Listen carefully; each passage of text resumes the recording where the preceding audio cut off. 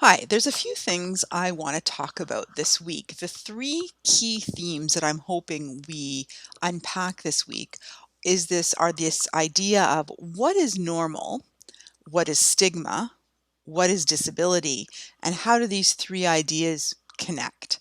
So the first thing I'd like to do is walk through a quick slideshow that unpacks this idea of what is normal and how do normal and disability and stigma sort of all interrelate.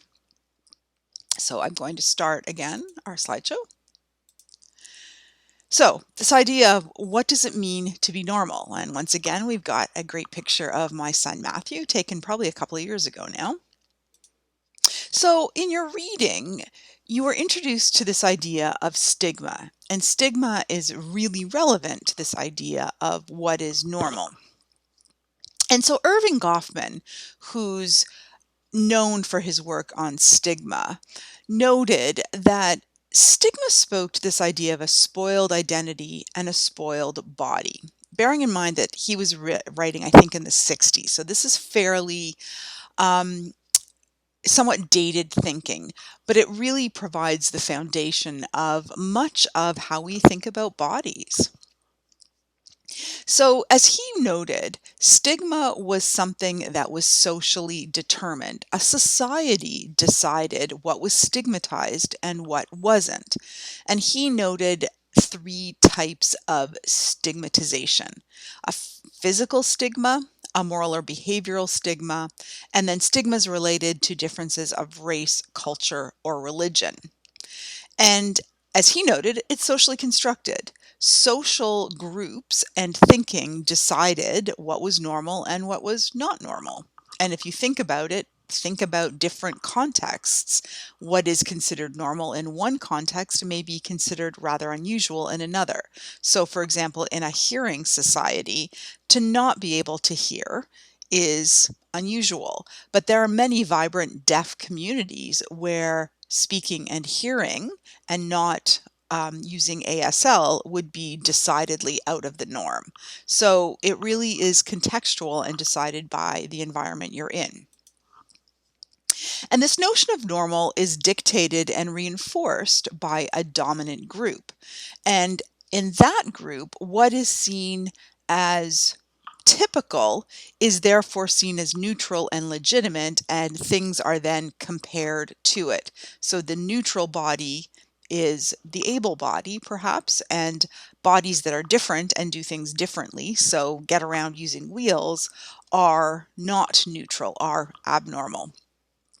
And so things are compared to this seemingly neutral that neutral body, which is the standard, and others then are found lacking. So Goffman actually went on so far to say that the standard in sort of late 1900s in North America was a white, college educated Protestant, sort of youngish, athletic, relatively able bodied male, and that was the standard for normal.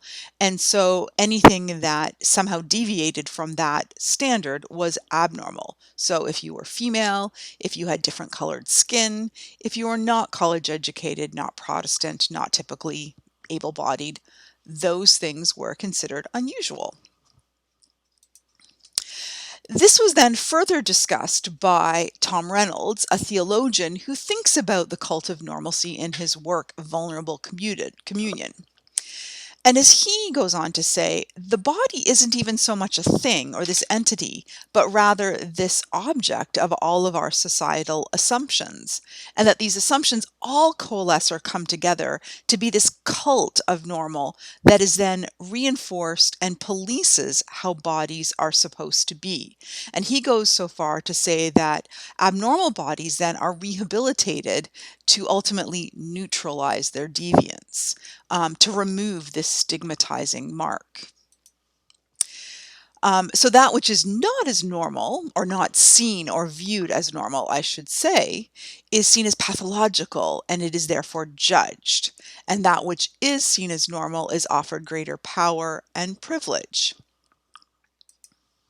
As he went on to say, the cult of normalcy tells people with disabilities who they are. Again, remember, thinking back to our discussion about stories, stories are not only how we communicate who we are, but they also are how society tells us who we are. So the cult of normal is reinforced by stories of disability that in turn inform people with disabilities who they are. And it forces them, by various societal rituals, to bear a name that is depersonalizing. When adopted and internalized, this can turn into self loathing, guilt, and resentment. I am abnormal. It is my fault. And that the consequence of this reinforced cult of normalcy, according to Reynolds, is alienation, both socially and personally. So, in a nutshell, normal is this idea of a social construct. It is something society has decided upon and reinforced in this cult, as Reynolds describes. So, stigma and normal are deeply interrelated. In the next video, I want to take a few minutes then and define disability and situate disability with regard to normal and stigma. Thanks.